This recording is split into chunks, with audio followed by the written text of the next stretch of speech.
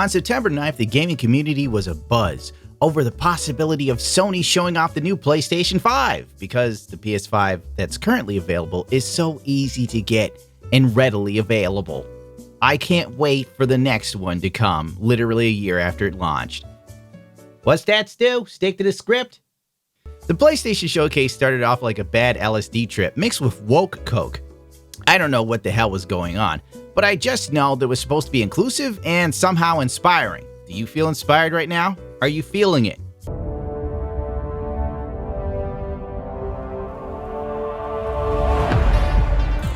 Are you feeling it now, Mr. Krabs? The only thing I took from the opening video was that suicide is badass.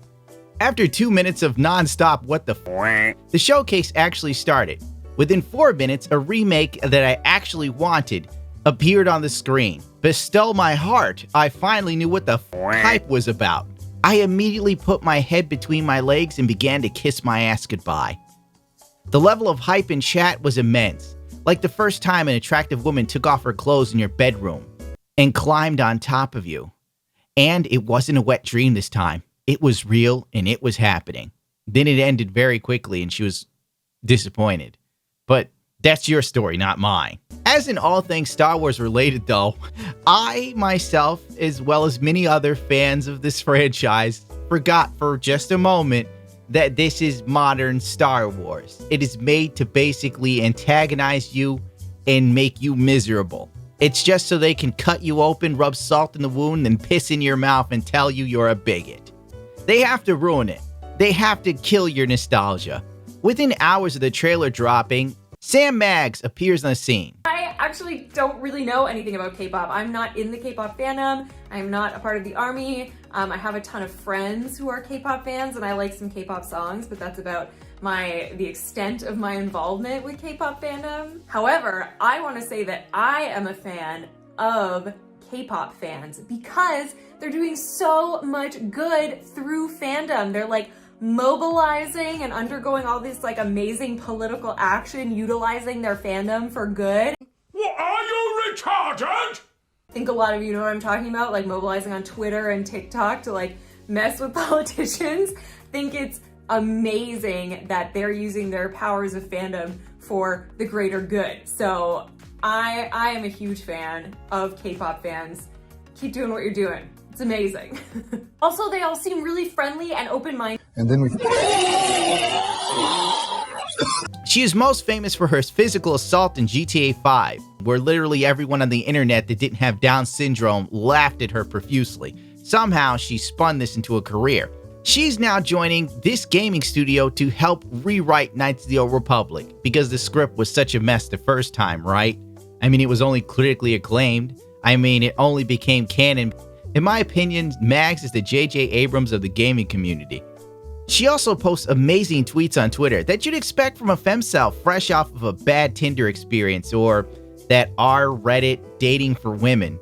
You know, it's the usual, ally this, gay that, BLM here, misogyny there, patriarchy, man tears, buzzword, buzzword, buzzword. Ooh, take that, man babies. She's on fire. Long story short, she was quickly exposed for not liking Knights of the Old Republic. So obviously the move to make is to get her to rewrite an already great storyline. I'm sure Reverend will no longer be chronologically male and will probably be switched to female or non-binary. Maybe he's a puppy or kitten self this time around.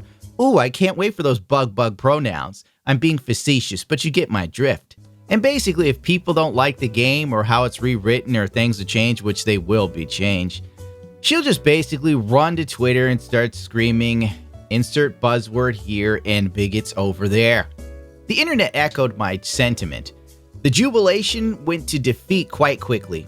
Knights of the Old Republic is now Knights of the Old F***.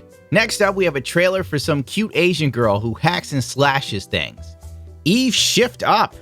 Not exactly the greatest title, but then again, it's Japanese, so maybe something was lost in translation. Surimasen. It looks like Bayonetta. I didn't think twice about it. The graphics look amazing though, and I figured, I got a PS5, I'll give it a try. But apparently, one of the Digital Foundry's non-offensive humanoids took issue with the game. For that, The one thing, I know you were talking about the character from a bygone era. I do think the character model was actually like very distracting in not a good way, because like with the camera angles chosen, it just felt like this game seems like a game that came out in like 002 in terms of its, you know, like character design. It's like a bit old and not flattering, I don't think, for a modern audience. In comparison to something like Forespoken, which has, you know, I mean, yes, it has a much more realistic looking character designs. It's not these hyper proportioned something or another's, but it also seemed, I don't know, a bit more grounded in a way that I found much more appealing than. Lilith Lovelet summed it up best, and I quote, "This game feels like it came from 2002 in terms of character design." So he means the character is conventionally attractive and not intentionally made ugly for the sake of realism. Got it. I hate how much woke neo-puritanism has infested itself within the Western zeitgeist. He did say something to the effect of the female character was hyper-proportional women. I guess he didn't see Megan Fox at the VMAs. Lord knows Twitter forced that down my timeline for a f***ing day straight. And he also mentioned Forespoken, like that character design was interesting or great. La-di-da, it looks like a normal chick I'd see walking around the Bronx. Whoop-de-friggin-do, I want to play that game. Forespoken looks so boring and uneventful. Even the dialogue was lame AF, as the kids say. How do you do, fellow kids? What? But then again, this is a lame day and age. People drank Red Bull for pep. Borderlands in medieval times.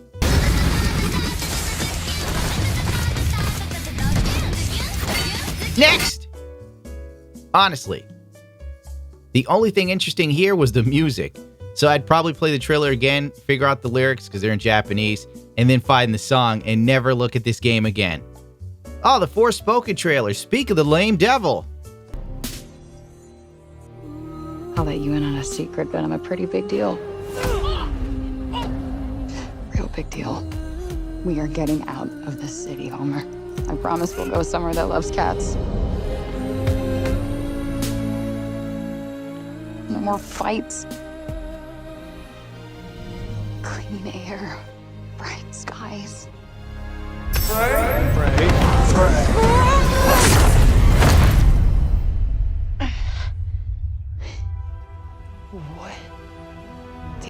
You already know how I feel about this. I didn't care even while watching it live. I zoned out so hard. In the age of inclusion, mediocrity reigns supreme. There's nothing here interesting. The voice acting doesn't seem bad, but the dialogue seems That's it, yeah. Who's there? And technically not Earth. Well, not what you would call Earth, anyway. I swear to God, asshole, show yourself. Show myself. I've shown. Where are you? Right here, at the end of your arm. Oh, hello, yes. Okay, so let me get this straight. I'm somewhere that's not what I would call Earth. I'm seeing freaking dragons, and oh yeah, I'm talking to a cop. Did I just do that? We did. I just moved with my freaking mind! Yeah, okay, that is something I do now. I do magic, kill jacked up beasts, I'll probably fly next. And frankly, I'm not interested at all. There's nothing here. Like, between Forespoken and Rev Shift Upwards, I guess I'm gonna go Rev Shift Up. My God, the game and environment looks a little bit more interesting than what's going on here. I guess I got nothing good to say. Oh boy, Team Rainbow Six Siege, the game that convinced Ubisoft to switch to the game as service business model for good. Well, here it is. There's zombie mode. Yay.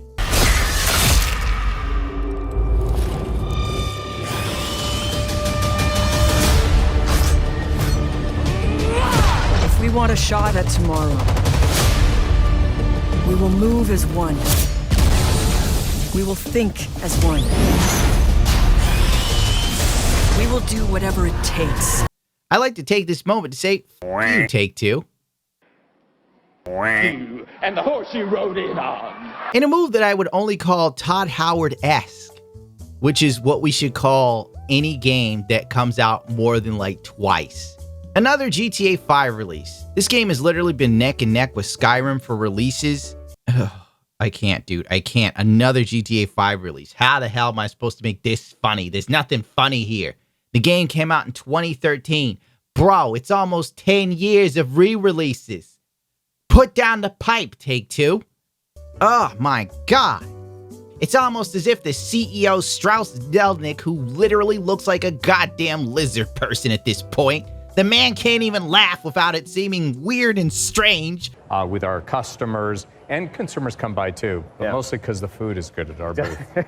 Well, we're Like he practices in the mirror. What is it with rich CEOs and being so completely out of touch they seem robot-like? I haven't been this weirded out since goddamn Mark Zuckerberg in Congress. Point being, here we go again. GTA 5 for the umpteenth time. No joke, Playboy. This has been out 8 or 9 times. Skyrim and GTA 5 again and again and again. You can't keep getting away with it! Why hasn't Wes Khalifa sued some motherfucking body? Cause here comes another one. What's the point? Anyway, Rockstar took it to a whole other level by taking down GTA 5 mods. God forbid the people make the game better and enjoyable. These motherfuckers in the trailer were like, oh, seamless character switching. Bro, it's been around since forever. You might as well put in the damn trailer while you play games. You'll be breathing oxygen and exhaling carbon dioxide. I can't even speak because I'm thinking and talking faster than I can breathe. Because I'm just so sick with this game. Shamelessness. I'd rather watch an Amaranth stream than buy GTA 5 again. You hear me? I'll give that bitch money before I buy this game again. Woo! I want to choke myself, dog. Edit this out, Stu. That rant was not in the script. Let me try this again. Well, anyway, Take-Two took down the mods so that they can put out this garbage. Literally, the mods made the game better. Any mod that also tackled like previous games, like God forbid GTA San Andreas, they're re-releasing that too. Get yourself ready, get your nuts up to pay them again for old shit. You know what the least they could have done? They could have taken those older games and put them in the GTA 5 engine. That I would have paid for. If you did a full-blown remake in that engine, I'd have paid. I'm not paying for the same shit again. GTA 5 wasn't even that interesting. All right, let it go. I'm just pissed. I'm pissed though. Going after modders. GTA 5, the only way to experience this game now, if you have a PC, mod the game. It's like a whole other level, bro. Like dead ass. You mod GTA 5 well, it's like playing a game that almost looks like reality. God bless the modders for actually giving enough of a to put a remake or do something to make the game better and interesting.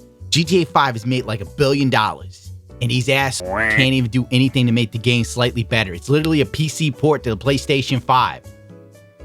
You can't see this, but I'm flipping you the biggest bird ever. Take-Two. Honestly, this is all the same appalling crap they tried years ago, except this time people don't seem to care. There you go. Tokyo Ghost. Wire. That's a Nokyo Ghost from me, dog. Guardians of the Galaxy. No one cares. Except for like the 10,000 people actually like the Guardians of the Galaxy movie. The rest of us don't give a shit. The MCU's ending. Bethesda showed off their, whatever that game is. I don't even know the name of it. It looks like We Happy Few had a child with Dishonored. Well, if you order now from GameStop, because it's got 2 black lead characters, no joke. I'm serious with you. You pre-order that game right now, you go get it, they give you a do-rag with it. They give you a do-rag. I'm at GameStop and I pre-ordered Deathloop and they give you a pre-order bonus, right? As you can see, this game has 2 black main characters. Why the pre-order bonus a do-rag, bruh? And why they try to market it as a pirate? All right, let's end this because nobody cares about anything else. Except, you know, Wolverine looks like it'll be good. I hope to God it's good, but Insomniac. Oh yeah, Mags work with Insomniac too. I hope they don't butcher Wolverine and take all the cute and attractive, dangerous female characters and make them, you know, frumpy, annoying feminist types like they did with Spider-Man. Speaking of Spider-Man, Spider-Man 2. The gameplay for Spider-Man 2 was great. The story was absolute trash. Sam Mags also worked with Insomniac. on that, so that might explain why Mary Jane went from being this attractive model and actress to being an annoying feminist journalist. I'm not joking. Some people weren't bothered with it, but I was. I'm like, what? Why is Mary Jane an annoying journalist? Why is Mary Jane in the thick of everything? Why am I playing as Mary Jane? What? What is Mary Jane gonna break in here because people are trapped? All of a sudden, she a hero now. Peter, we have to work together. I am not into characters being screwed with. I'm just not. I watched Batman Year One. It wasn't bad, but I wasn't feeling Barbara Gordon being changed to a boy. All right? I didn't like the fact they made Selena Kyle an ex-prostitute and Harley Quinn a child prostitute. I know they're trying to make it gritty, but I wasn't feeling it. Screw him. Screw Superior Spider-Man. We're done. Oh, what's that, Stu? Yeah, the God of War does look interesting. Even though I'm not feeling fat Thor. Like, I know Thor was, like, redheaded in the original version, but they could have cut him up a bit. Whatever, I don't care. It ain't enough. It looks good, though. I'll check it out. But you know how I feel about God of War. It's a beautiful walking simulator. The same as Red Dead Redemption 2. You walk around, you fight some stuff, long cut scene. You're always in this one camera position. I don't know. Yeah, they did turn, like, one of the Norse gods into, like, a black chick. Why? I don't know. Inclusion. That's basically it. Like, that takes me out. Stop recording, Stu. But for real, like, just making a character black does not get me happy nowhere. To me, it's kind of like, oh, I see. So you think, like, it's like pandering, basically. I don't need representation. Like, for real. You look at Batman or Superman. They're not my skin color. They don't have the same origins as me, but they don't have to inspire me or to relate to them. One of the best video game characters ever made, in my opinion, Majima Goro in Yakuza 0. Brilliant writing, great character, can relate to him all day. Same hairstyle. Only thing I'm missing is losing an eye. I plan on keeping my eyes though, because they work. I'm not Japanese, but I can relate to Goro. Oh well. Whatever. This video is sponsored by Ridge Wallet, making sure that me being on the internet is somewhat profitable. Now I have 2 bags of packaged tuna. These wallets can hold up to 12 cards. They come in 30 different stylistic colors. I'm showing you burnt titanium and 18 karat gold because that's how large I'm living. I'm hood rich. These wallets have over 40,000 5-star ratings. Bulletproof, RFID blocking technology. You could take a chainsaw to it. I don't know why you would, but the option's there if it ever really, you know, like if your wife left you and you decided she wasn't even getting your Ridge wallet. Oh wait, no, it would survive the chainsaw. Forget that. Sorry. Go to ridgewallet.com/itsagundam and use their unique promo code itsagundam to save 10% off of your order on your next purchase. Free worldwide shipping and returns if you don't like the wallet.